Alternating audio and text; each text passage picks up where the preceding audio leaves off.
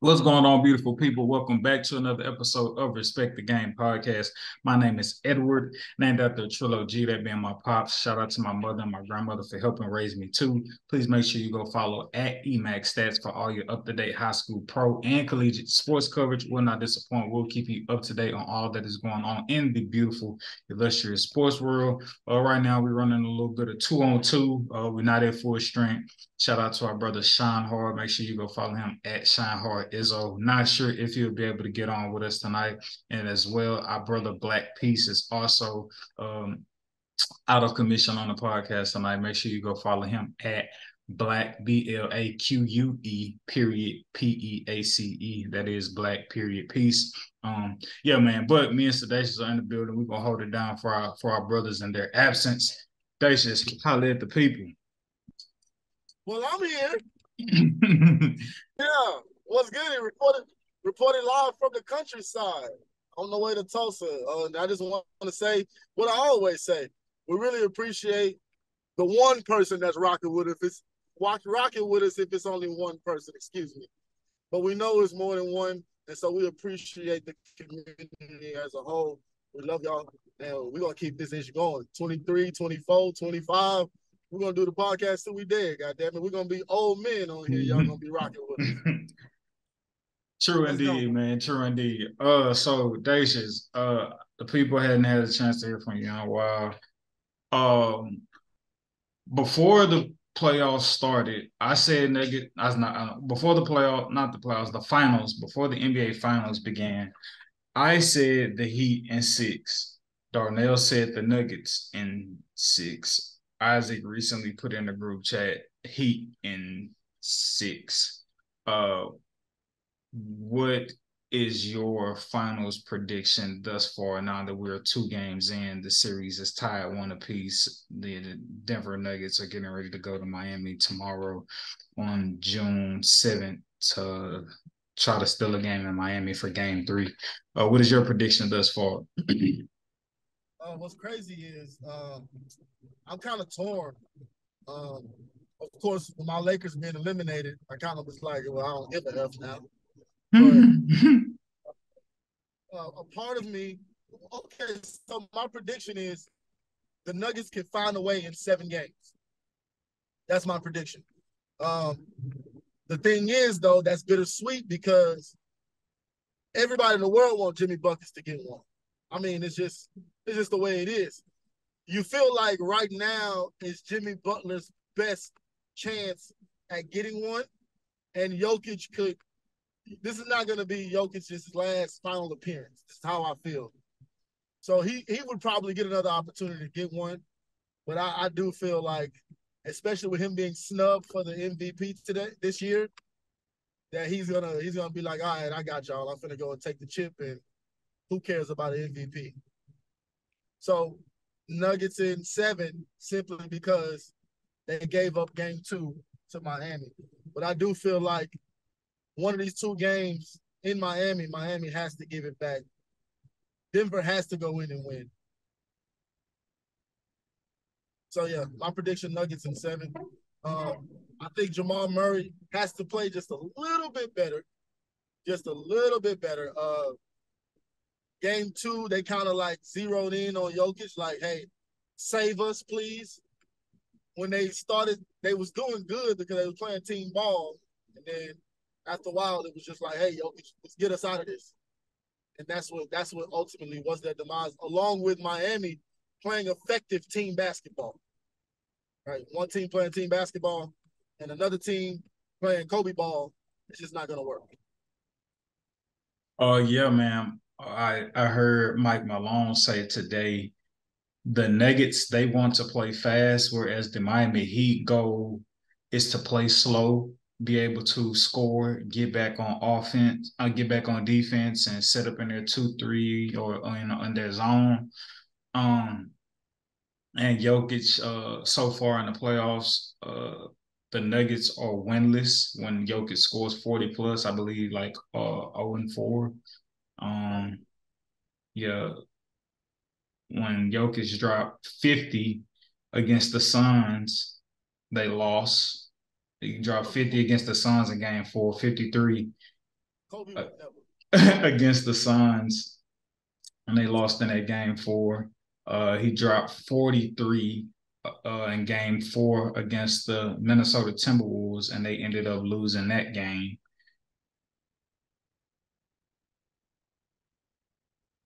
And then,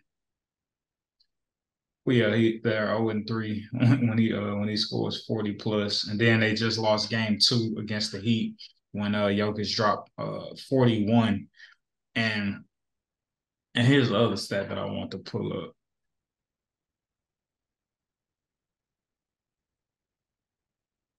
It reminds me of. So real quick before you go. So you talk about Jokic being very versatile and him being the nucleus to the offense and him being able to facilitate and get people involved is what kind of which is what contributes to the Denver Nuggets success in those 40 plus games.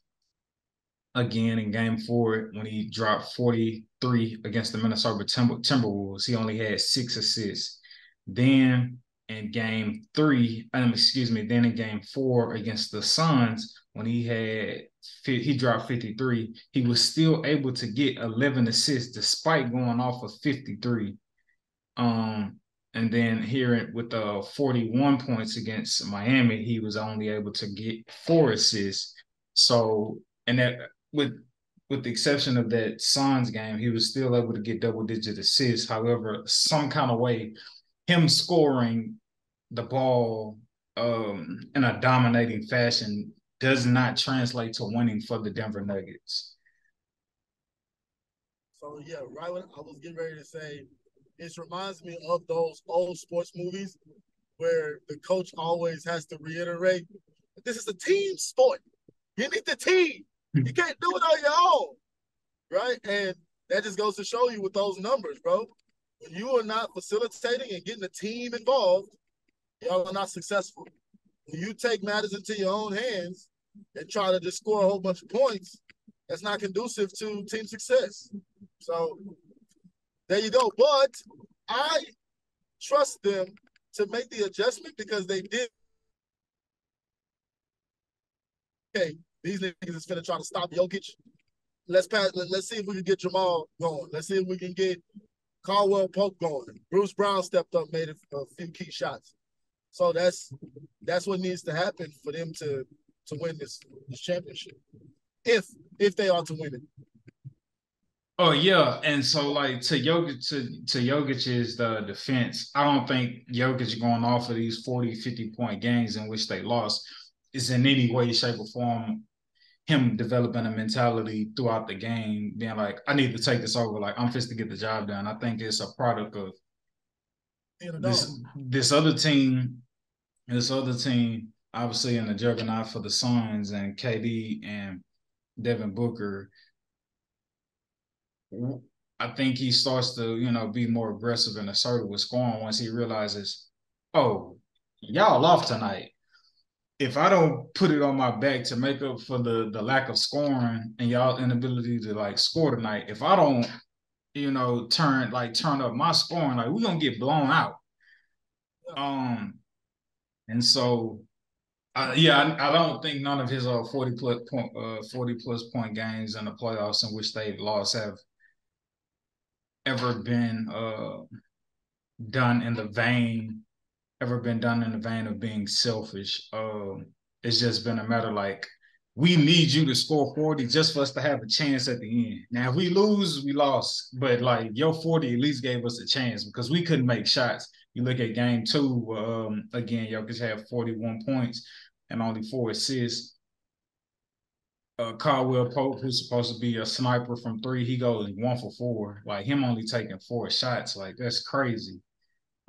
Then Michael Porter Jr., who we know he ain't never seen a shot that he don't like. He goes 2 for 8, 1 for 6 from 3. Like you know what I'm saying? Like that's like struggling. Jamal Murray, he gives you 18 points and 10 assists, which I mean that's a pretty decent game. You consider that a decent game, but at the same time, we're talking about a Jamal Murray who coming off the Lakers series. This man was averaging 32 against the Lakers. So to go into a game 2 against the Heat, and you have 18, you could call it. I think it's fair to say that's an off game for Jamal Murray to only have 18 points coming off of Western Conference Finals where he was averaging 32. You know what I'm saying? And then he goes 7 of 15 from the field. Only he shot 46% from the field and went three for 8 from three. So Denver, the other guys, not including Jokic, they struggled mightily in terms of shooting the basketball, which I guess is one of credit to why Jokic's assists were so low, and then which also prompted him to have to like go into scoring and attacking mode. Going into game three, what do you anticipate will happen for game three? Who do you think comes out on top in game three? Though you've already said that the Nuggets will win in game seven. Will win the series in seven. I feel like the Nuggets need to adjust to the way the pandemonium of the crowd in Miami, because I think it's tough to play in Miami. There are certain places that I feel like it's really tough to play, Boston being one as well, LA being another, because the fans are just visceral, bro. Like, you know what I mean? It's more than just noise and you can't focus and concentrate because of the noise. It's like people talking about your mama, your daughter, your wife, you know what I'm saying, that you can hear they're a foot away from your face. And so it's altitude in Denver that you have to get used to, which Miami was like, okay, y'all got us that game one, but we're not going to allow the altitude to get us game two.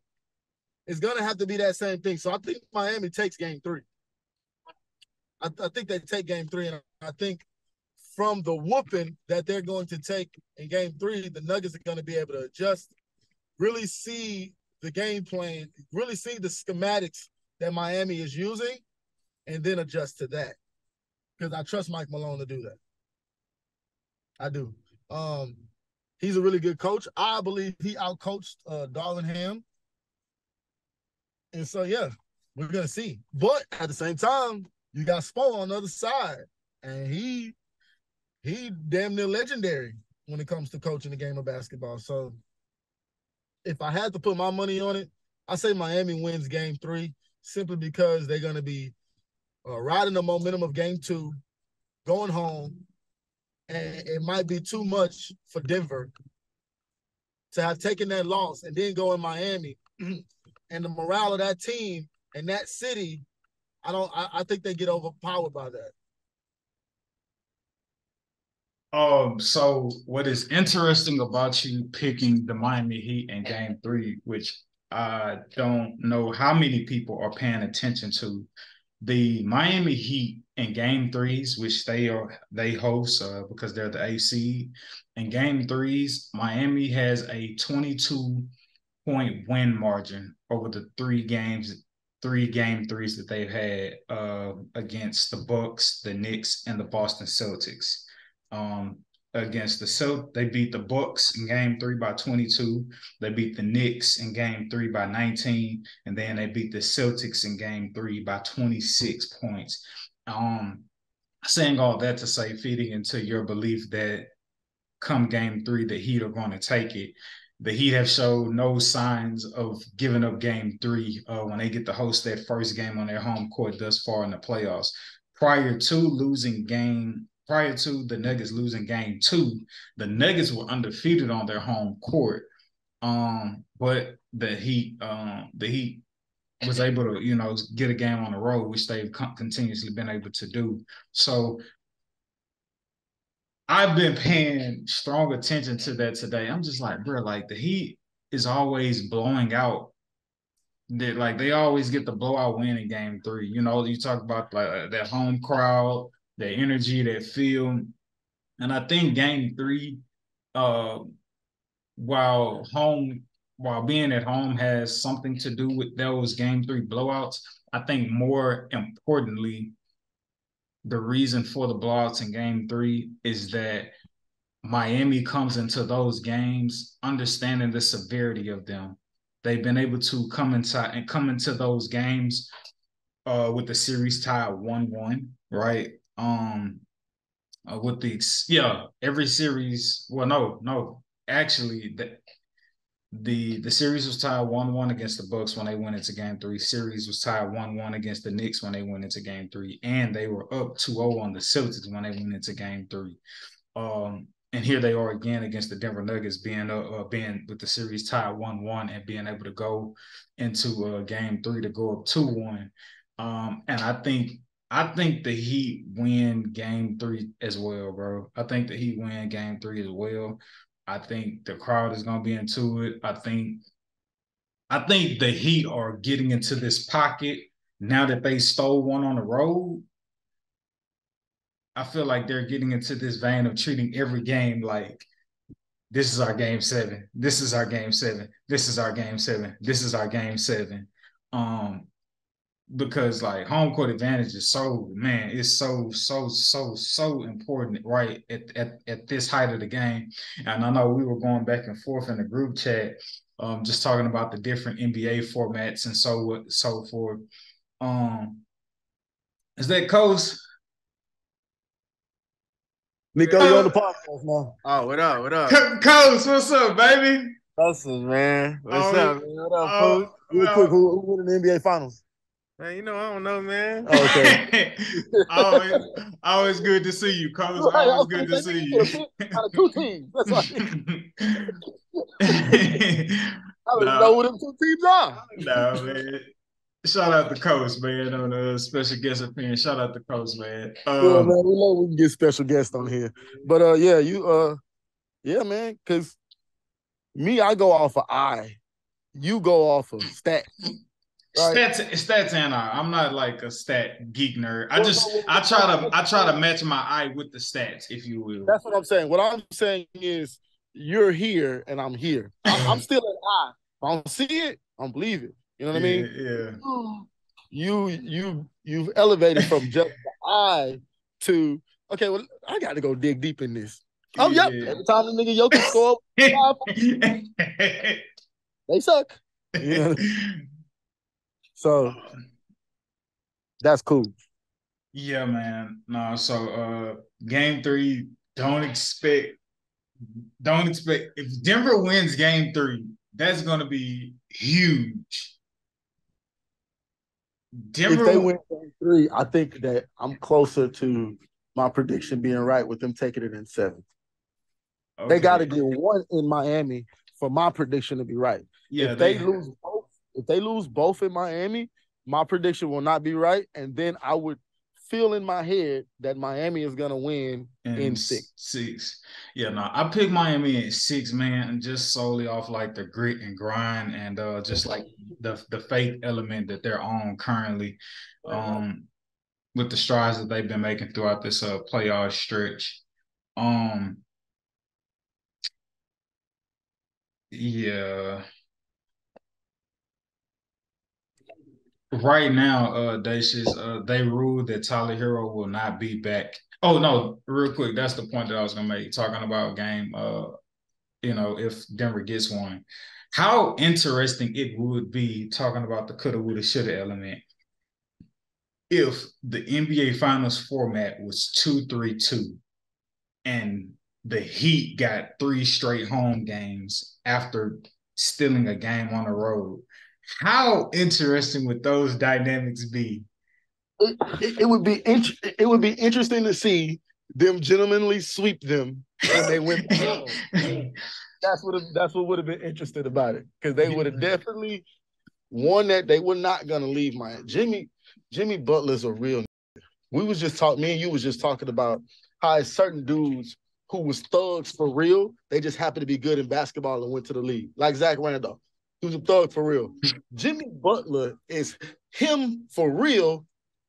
He just happened to play basketball and be good at it, right? Yeah, like people don't like if it's not for Derrick White's game-winning layup for Game 6, Jimmy Butler essentially beats the Boston Celtics from the free throw line. Like after like not playing great, like just finding a way and like I'm just to beat y'all from the free throw line. That was actually Al Horford's idiotic ass. Was that Al Horford? Yeah, that was Al Horford who fouled him. Yeah, that was Al Horford who fouled him. let him make the shot at that point, because now you'll get a possession and be able to go at 1 point. Can you imagine if Jimmy hits the shot and one, they go up? See, you saying and one? Well, I'm like, dog, don't get. You give the game away when you foul this man, and he didn't miss the shot. Like from the foul, he wasn't able to get a shot. Because I ain't gonna lie, at first I'm like, man, that ain't no foul. That ain't no foul. And then when they do the replay, your basketball mind be like, yeah, that was a foul. Yeah, goddamn, Al Horford, you just gave the game away. But that was the basketball gods on Derek White's side, because who fuck with Derek White? Oh man, I'm cussing up a storm. I'm sorry, y'all. I'll be forgetting the podcast rules. But this is an audio only episode for me, so.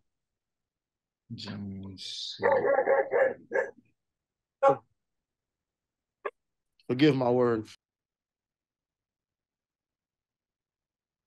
Okay, so yeah, being Finals MVP.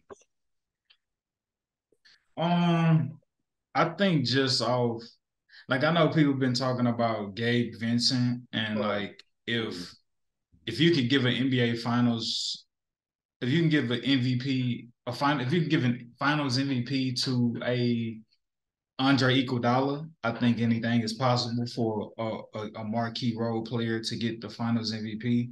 However, I think if they win, they give it to Jimmy. If the Heat win, they give it to Jimmy, and if the Denver win, like, no question, it's going to Jokic. I think they gave that to Iggy because of the work that he did defensively, right? And then, of course, he made a couple of key shots. But in order for anybody outside of Jimmy Butler or Nikola Jokic to win Finals MVP, to me, to win Finals MVP, sorry, podcast. It'll have to be Derek White, Lord. It'll have to be Vincent for the rest of these games going stupid. Or what's J. Cole homeboy name? Caleb Martin. Well, I think he's out for Finals MVP because he had a down game 1, and then game 2 he was like 6, so he didn't really play that much. So he's like 2 games behind the 8 ball in terms of Finals MVP. You're out of there. Bruce Brown, you're out of there. Caldwell Pope, you're out of there. Aaron Gordon, you're not in. You're out of there. Aaron Gordon, you're out, brother. It's I don't see it not being Nikola or Jimmy. You know what I mean? Especially since my boy took it last year. You don't see it being Jimmy or Nikola who gets Finals MVP? Sorry. I don't see it being anyone other than those two. Okay, likewise. I share that sentiment. For sure. And y'all stay tuned. Like I said, we're going to go strong and take us a nice break, much needed break once the NBA Finals are over. But we're going to make sure we continue to go strong with the coverage and the podcast up until the NBA Finals. And man. Yeah, we'll actually get another episode in before it's over. And from now on, bro, when we lock predictions in, kid, and our predictions happen, I want the rest of the podcast members not to be able to speak unless the person who was right allows it. I remember when Steph Curry won and got MVP. I forgot. Something happened. Was it Steph Curry and them? Yes, it was Steph Curry, the goddamn Kings. Y'all was making me mad. Y'all, because Darnell created the yacht, and you and Isaac hopped on that hoe. And I'm like, y'all serious? We talk about the Dubs, bro.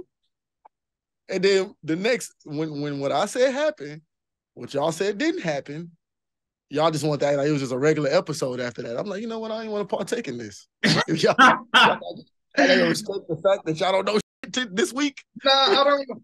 I mean, if I was, that's fine. But I don't. No. I don't feel like I was hit. I don't feel like I was like shunning, because I remember vividly, like Isaac was. I remember vividly Isaac was like digging the Warriors a grave every episode. I remember that. Yeah, but see, the thing was, bro, you were not able to do that because you hurried up and hopped on. You hurried up and crossed the street over to my side. No, Isaac. I'm gonna let you do that to him, Poochie. I wanted to do that shit, but I'm gonna let you do it. Right? Darnell said his quiet on it like, please don't come this way. Please don't. I'm like, bro, you really thought De'Aaron Fox and them Kings was finna do something with Steph Curry and the Dubs? You really thought that? I can't believe it. I get it. Like the Denver Nuggets, you call that. The Nuggets beating the Portland Trail Blazers last year when you and Poochie was dueling. Yeah. But bro, no, don't do that. Don't do that. And so yeah, I want to start doing that from now on. And cause you did, bro. You was like Isaac, no, because you buried them, right?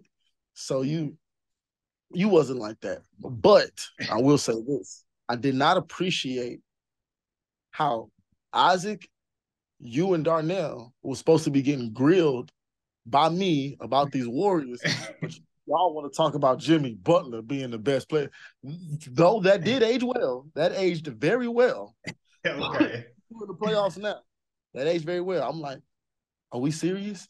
But Jimmy did just score 50 to eliminate the Bucks, the defending champs. So, you know what I'm saying? It's like, well, not the what are the defending champs? I believe they wasn't. They wasn't defending. It's just Giannis Antetokounmpo and the Bucks, and they was the 8th seed, and the Bucks was the number 1 seed, and they got rid of them. Jimmy got rid of them. So that was really. As a Lakers fan, we'll close on this. On a Lakers fan, as a Lakers fan, has it dawned on you that everybody was able to beat the Nuggets at least one game except the Lakers? Has that struck you yet?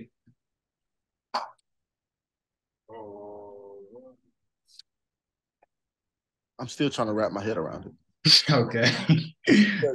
honestly, it's like, because you know me, bro, and this is not nothing new for me. I have been feeling like our national sports have some type of influence. I won't say that it's just solidified, it's rigged. Done. I won't say that. But I believe national sports have some type of, especially basketball and football, because it's heavily viewed, have some type of outside influence, right? Y'all was joking about the referee, and I'm like, why is this a joke now? This should be very serious. This is a part of what the conspiracy. Yeah. Come on now. You know what I mean? Yeah. And with that guy who we ridiculed, Calvin Ridley, we ridiculed the sheesh out of him because he was like, oh, see if I can put me a parlay in or two, you know what I'm saying? Yeah. Right. And I'm like, well, maybe he just wasn't mature enough to know how to hide the script. You know what I mean? It is like, right. Or you went against the script, or we finna have all of America rip you a new one. And so I sit back and be like, well, I just watched a movie today called Uncut Gems, where Kevin Garnett is sitting down with Adam Sandler. And Adam Sandler is like, look at what Vegas has your odds as, bro. You just watched it today? No, I haven't seen it for the first time. I watched it keep me up on the road. I watched it keep me up on the road. And did it keep me up, boy? Sitting down with Adam Sandler's character. And Adam Sandler's like, KG, you know what I'm saying? You that nigga, like in so many words. It's like, look what Vegas got you as, bro. You believe this? Yeah, he was trying to pump him up for the over. They don't think in a game 7 you can get 8 rebounds. They don't think in a game 7 you can get more than 14 points. Come on, KG. You know what I'm gonna do? I'm gonna take all this money that you just gave me, and I'm betting on you. How about that? I know you finna go crazy tonight, KG. And KG went out there and covered that bet. Yeah. And so I'm like, it's not good for me to watch shit like this, bro. Like you get a different perspective when you putting in them plays surprise picks. Bro, exactly. And I'm like, there's some type of memo or some type of email blast that goes out to all the referees, all the coaches, all the betting books, all the casinos that say, this is this month's report. This is what we are trying to get this month. coming up. We got the NBA Finals. We got NHL Stanley Cup coming up. We got baseball happening. We got boxing. So I watched the interview with Did Devin Haney really win that fight? Did he really win that fight? Yeah. I say he did. But I say he did because I think he did just a little bit more than his opponent. I do not think he beat his ass. Yeah. They beat him by the punch count, so to speak. And I'm like, wait, so are we trying to keep Devin Haney like Javante Davis so we can make that money when it's time to get that money? Or what are we doing here?